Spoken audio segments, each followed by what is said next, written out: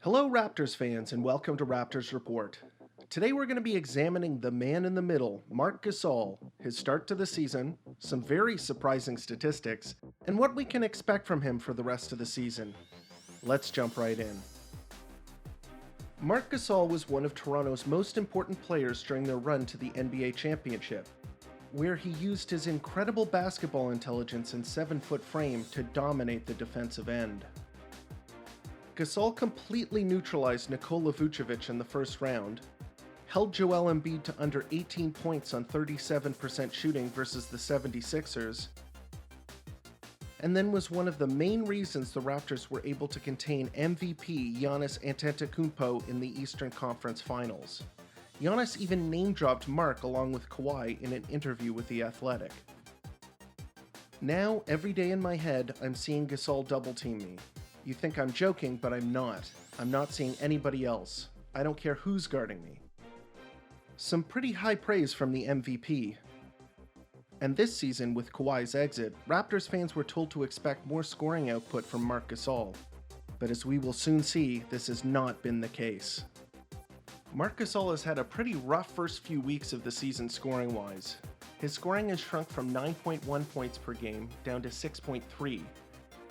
His true shooting percentage has gone down by a pretty shocking 10%, and his inability to score anywhere inside the three-point arc has been a major cause for concern.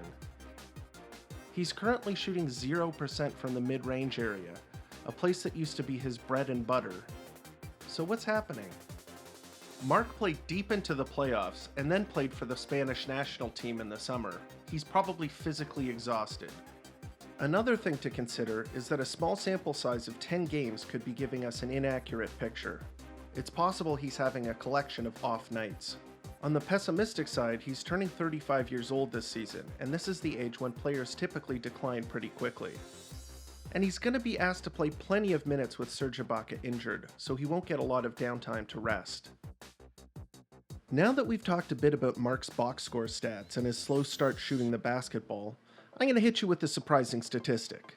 Marc Gasol is number 2 on the team in plus-minus, sitting behind only Pascal Siakam, and is 23rd in the league in plus-minus, making the Raptors 7.6 points better while he's on the floor. This is compared to Serge Ibaka, who despite having a better season by most metrics, had a plus-minus of negative 1.1 before his injury. While plus-minus is not the ultimate stat, and is influenced by who the player you're measuring is playing alongside, it still makes a compelling argument that Gasol is better than his counting numbers indicate. But how could this be? Number 1 is defense. Gasol is still an impactful defensive player who is in the correct position almost all of the time. He knows the intricacies of the Raptors' defense and contests a lot of shots. Watch here as he plays help defense 3 times in the same possession, cutting off a Kawhi drive, stopping Harkless's penetration, and then drawing a charge on JaMychal Green. Number 2 is that he's a ball mover. The Raptors are number 3 in the league in the number of passes made per game, and Gasol is a big reason why. Despite taking only 6 shots per game, Gasol touches the ball a lot, swinging the ball between players on the perimeter and setting screens to get people open. He's 4th on the team with 46 passes per game, which he demonstrates here to almost comedic effect by playing hot potato with Norman Powell, who eventually knocks down the 3. And the third and final reason I think he makes an impact in plus-minus is that he can still space the floor. Gasol is shooting a respectable 38% from 3, meaning that teams need to guard him out there, and that opens the floor up for other players. As an example of this, look at Rondae Hollis-Jefferson, who came in for Marc versus the Clippers. He stands at the 3-point arc, but the Clippers simply do not guard him, sending his man into the paint to provide help. I think that despite the surprising plus-minus data, people are wondering whether Marc Gasol is going to return to form. I think the answer is yes and no.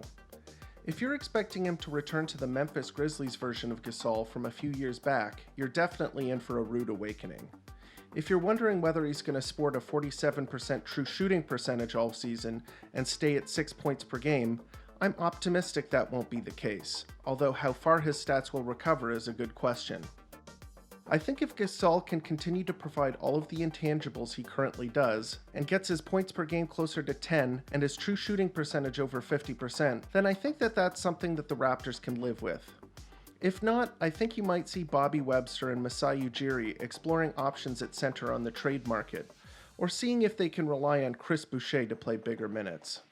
All things considered, Marc Gasol's progress or lack thereof will be one of the most intriguing storylines this season, and I look forward to seeing how things shake out. This is a reminder that if you enjoyed this content, please like this video and subscribe.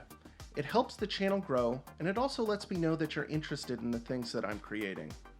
Follow Raptors Report on Twitter for regular NBA and video updates. And finally, thank you for watching Raptors Report, your source for in-depth Raptors content.